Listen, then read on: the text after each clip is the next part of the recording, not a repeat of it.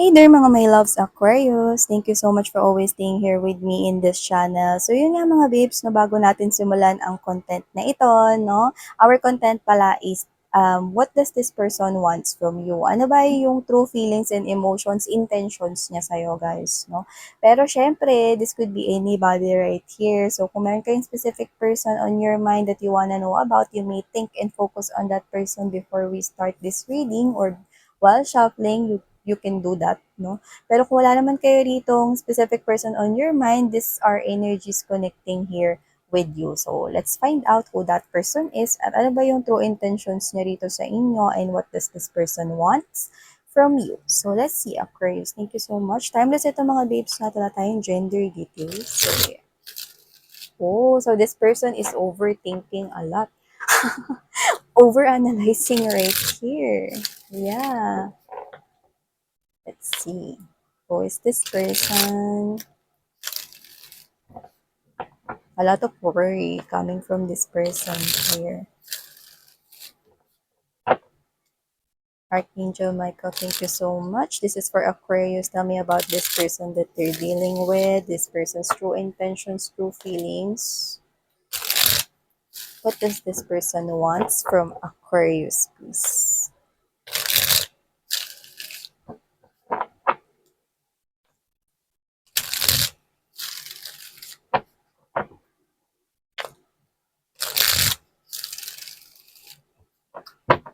Okay. So, let's see, Aquarius. Sino ba to at ano ba yung intention niya sa'yo, guys? First energy of this person we've got the Hermit. So, this person could be receiving some kind of major realizations kasi Hermit is a major arcana mga babes, no? And this person is actually standing up, making a decision right here.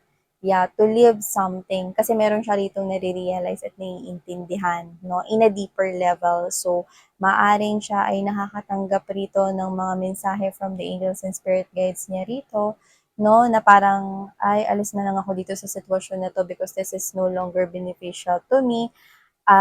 This is an individual right here realizing na there's more than this situation. Okay, so let's find out more. Ano ba yon? Ang laki ng lampara. Alam mo, itong deck na to, no, sa lahat ng may tangan na ano, hermit,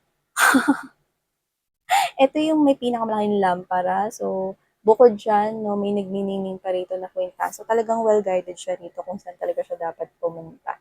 So, this person is leaving or ending some kind of a situation kasi nakaka-receive siya rito ng clarity. And with the Nine of Pentacles energy, this person right here is parang alam mo, nagiging independent. Independent siya sa desisyon niya ngayon, no? Sa life niya, no? At saka parang nagkakaroon siya rito rin ng mensahe, no? Pagdating sa kanyang money. Kasi parang siguro, siya yung parang nakuha kong energy dito na parang, ay, okay na nga tong trabaho ko na to. Parang basta lang talaga sumahod, carry na. Pero hindi siya ganun masyado nakatutok sa money niya before, no? Pero ngayon, this person is now nagiging mature na siya. Siguro, alam mo yung siya yung klase ng person na hindi naman gastador, pero baka pagka meron siya ritong gustong bilhin, bibilin niya lang. To the point na parang hindi niya nababalance no, kung ano yung dapat na i-prioritize na bilhin at dapat hindi, na dapat mag-save ng more money, ganun. Parang nagkakaroon siya rito ng maturity rin no, sa pagka-handle ng financial niya. So, ganun yung nakikita ko rito. But, I'm seeing someone here standing ground, making a decision right here. Because Pentacles and Coins no, is also wanting some kind of stability here, permanency. Nag-grow up siya. Okay, yun ang kukuha ko rito. So, kung sino man itong kadil ninyo, I can see na nagiging independent siya rito, nagiging matured in a way at nag-grow up. Kasi nga may nare-receive siyang major realizations. Yeah, expect some kind of message from this person. This person is actually having this kind of nagsaspark na emotions for you guys. So, I'm getting this as well that if it is a romantic relationship or connection, this person is leaving some kind of another situation. So, pwedeng may ini-end siya, no, na isang connection sa side niya. Okay? So, doesn't have to be na love and romantic yun. So, pwedeng ganon, no? May in-end siya na relationship na pwedeng kakonect niya, okay? In order to come towards you. Yeah. So, So, this person could be ending that kasi maaring nare-realize niya rito, no, na hindi nagwo-work yung relationship niya with that person, and this person right here is coming towards your way. So, that's what I'm picking up. So, receive some kind of emotional message actually, yung Page of Wands na yan. This person could be younger than you, but it also gives me this kind of vibe that, yeah, that let's not get fixed with the age, no? But it also gives me this kind of message na pwedeng kaedad mo lang din siya, no? Pero, nagmamatured siya sa mga natututunan niya, no, ina-accept niya ito, no? So, expect some kind of message involving emotions. Yeah, see? Okay. So, we have here the Three of Cups energy. So, this could be a friend, or this could be someone here na around you guys na. So, pwedeng itong tao na to, no, is nasa buhay mo na rin ngayon. That's what I'm picking up. And this person could be somewhat here, yung iba, okay, mga babes, no, pwedeng hindi niya ini-end yung isang romantic relationship no dun sa side niya, no. Pwede rin naman mga babes, no, na may ini-end siya na ibang situation right here. Kasi I can see that this person, if it is a friend, if it's a colleague right here, this person could be some kind of, meron siya ditong, paano ba explain yun? Parang meron siya ditong ini-end siguro na isang behavior niya, or isa rito na parang personality niya, no, or character na parang binibigyan niya ng change yon para mas magkaroon siya rito, no, ng, kunwari ganito, kung duwag siya, gusto niyang dagdagan yung sarili niya ng confidence. So, nanghihingi siya ng advice sa mga friends niya rito, no, at nagsisearch rin siya, no, somewhere, kung paano madadagdagan yung confidence niya, parang ganun. Yan, no? So, nagmamatured na talaga siya. Okay? So, this person is doing this, okay, hindi dahil sa'yo, kundi talagang gusto niya rin talaga itong gawin. Kasi parang meron siya rito na parang nasa stuck siya dati. Sa dati niya ng old ways yun. Gusto niya ng changes. So, this person is wanting changes right here kasi may nare-realize siya. Pero if this person is connected with someone else, no, nakikita kong ini-end niya yun kasi gusto niya rito ng something to start or begin with you. Yan. No? At saka, mukhang ano siya, no, meron siya ritong circle of friends. Nakikita kong konti lang yun.